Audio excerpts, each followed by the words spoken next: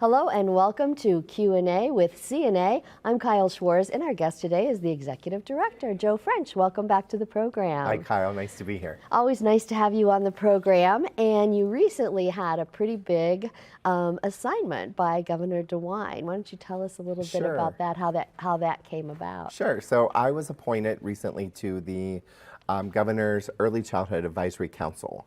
And so the council really looks at early childhood education from every facet. So everything from child care centers to public preschools, also the mental health side of things, which is what got me involved in the first place. Is we know if we can prevent kids from needing services early on, that's really the key to success. And so I'm really honored that he asked, and I accepted with great delight and ready to get to work. My first meeting is January 18th, so I haven't been there yet. You haven't done it yet. I haven't done it yet. Is it a monthly thing? Or? It is quarterly. Quarterly, okay. And you do go to Columbus, and it's an active working committee, and he takes the recommendations of the council very seriously. I know when he campaigned his first term, he had a children's initiative, and it really focused around as much as we can do around young children. So again, that we see that impact long term, which again is why I came to Alliance in the first place, right? Is to really impact those young children so we could see those long-term impacts. Yeah. Okay. Well, CNA has been a part of the Alliance community since 1982, and it continues to grow and grow stronger, especially with your clinical staff now at Alliance City and also Marlington schools. So what is the relationship between the city and the agency? Sure. So the city schools, so Alliance City and Marlington Local, we have our what we call our consultative services in every one of their buildings. So if a child or a kiddo needs to talk to somebody, they can be referred down to see one of our therapists. And our therapist will provide what we again call consultative services. We can see them up to 3 hours before we need to move forward with a diagnosis. So it really is sometimes one-offs where somebody's feeling a little anxiety, they can come down, talk to one of our therapists, they give them a few tools for their toolbox and send them on their way. So nice to have that presence right here, right in the building when it's needed. Right, and not to have to make an appointment and go somewhere because some of them might not have a way to get somewhere. That's exactly right. That's why it's so important. Yeah. And the city, we have worked in Alliance for like you said, since 1982. We've 30 plus years. The agency's going to be over 50 years old, and we were born in 1976. And our first satellite office was here in Alliance. And so we have a long history of working with the city. Okay, well that's great.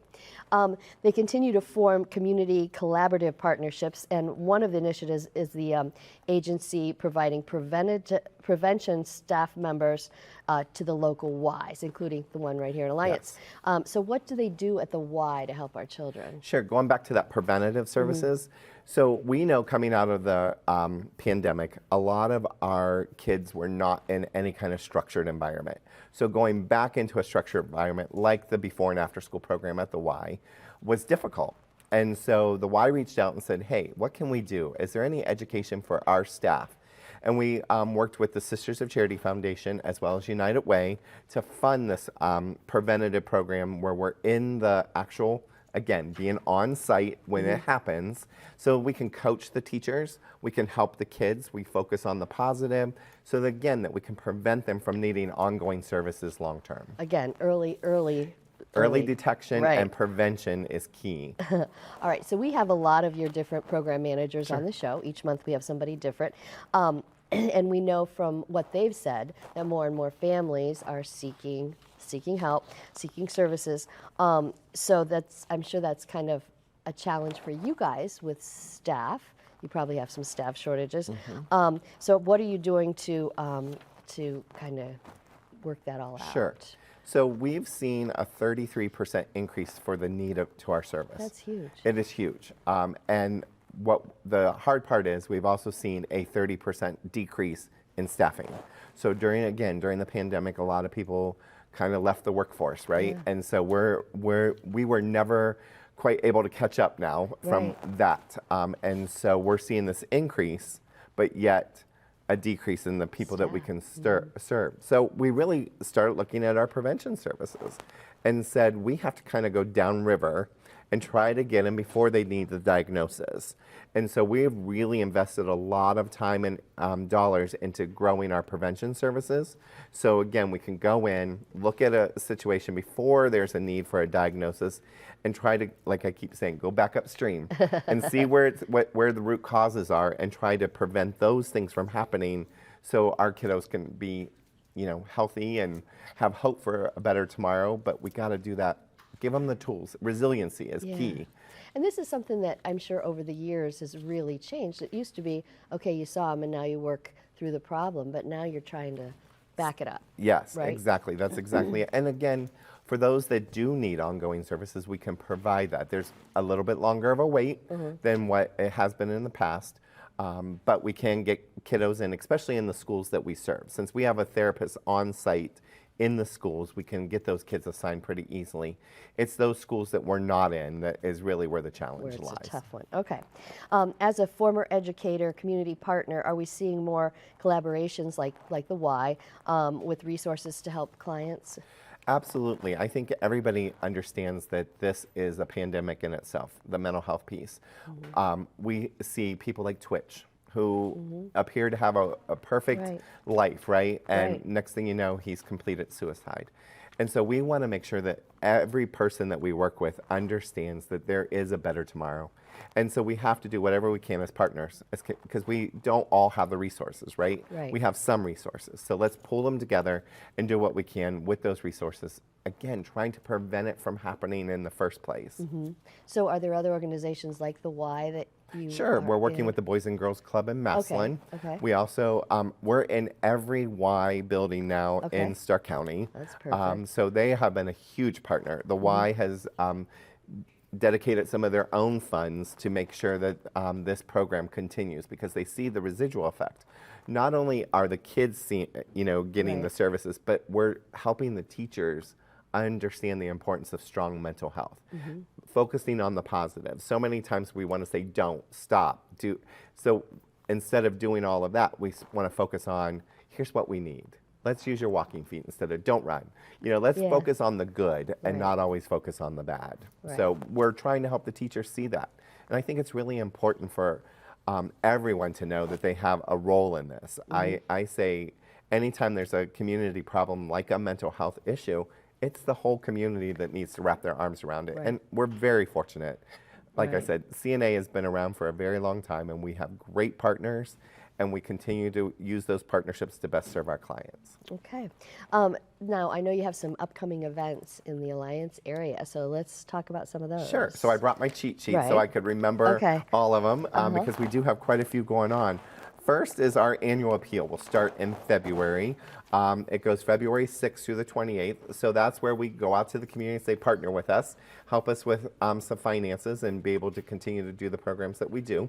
That is being chaired this year by Holly Davies. Holly is a local attorney and has really dedicated her career to serving families and children specifically. Also, our partners in Alliance City and Marlington have been incredible. They have agreed to do something called Jars of Change. And so the Jars of Change are what you might think is we're just putting a change jar in every classroom. And the kids can also Venmo if they so choose. And whatever classroom raises the most money, we're going to provide a pizza party. And so we have both Alliance City involved as well as Marlington local. So is this underway now, or it's going to It will be start in February because I haven't seen these jars yet. It's coming in February with our annual campaign. It's part of our annual campaign. And again, we couldn't do it without Rob and Dan, the superintendents, because they have, from the top all the way down, they're so supportive of what we're doing.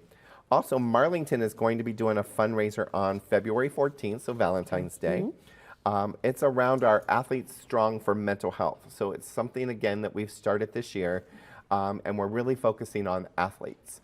One of the things that we found in our research is when an athlete, a young person who's dedicated their life to, going out there on the field or on the court or whatever that they dedicated themselves to, and they get an injury.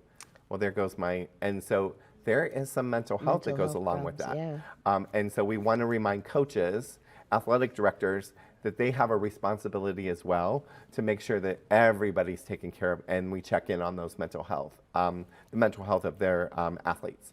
Ryan Day does a great job at the Ohio State University around that, and really checking in on, and that's where this kind of was born out of. But the fundraiser is on, like I said, February 14th at their basketball game. The event is Heart Healthy and Mind Night. So we're excited about that, and we appreciate. So they'll take a donation, and the proceeds go to CNA. So again, perfect. wonderful. Then coming up in April, we'll have a guest bartending again at Aeonian Brewery. Great, they're great partners. Welcome us. This is the second year we'll be doing that. Our guest bartenders from Alliance City are Michelle Boulderson and Sean Jackson. Our own Kim Sternansky, whose husband is a teacher at Marlington. And then Mount Union's Abby Schroeder will be our guest bartenders, and that will be from 6 to 8, again, on April 13th at Aeonian Brewing. So we have a few things a lot brewing over here in Alliance. All right. Well, if anybody has questions about services you offer or these events or whatever, what's the best way to get in touch? What's your website? Sure. So they can call us at our office, 330-433-6075, and just ask for whatever question they have, and they'll get contact or put in touch with the right person. And then I would also say they can go to our website. Our website's pretty easy, childandadolescent.org, and you'll find us. We have all of our services listed there. Anybody that's looking for a career change, maybe after the first of the year here, they can look at what we have to offer, what roles they might feel like might best suit them. And they can apply at recruiting@childandadolescent.org. We try to make it as simple as we possibly can. But we really could use some wonderful licensed therapists to meet the need. So if somebody's thinking, hey, this might be a good time for a career change, we would welcome them with open arms. Okay. And your website is very easy to navigate. Some of them are not, but yours is very easy to navigate. Well, thank you. We've been working on that just to make sure that families have resources, professionals have resources, so that if they do have a question, it's easy to find the answer right on our website. Okay. Well, just one last question. So what do you enjoy most about what you're doing right now as executive director at CNA? I think just helping kids see a brighter tomorrow. I think it sounds cliche, but it's so true. There is hope. And we say this at our agency all the time. Your today does not dictate your tomorrow. Today could be crappy, but tomorrow can be so much better. So just realize that your today does not dictate your tomorrow. And anything that we can do to support you, we're here to do that. There's always, always help, and there's always hope. So please, if you're feeling any kind of way that you need support, reach out, because the support is there. All right. Thank you so much, Joe French, for being with us. Thank you, Kyle. Thank you for what you do. Thank you for watching Q&A with CNA. I'm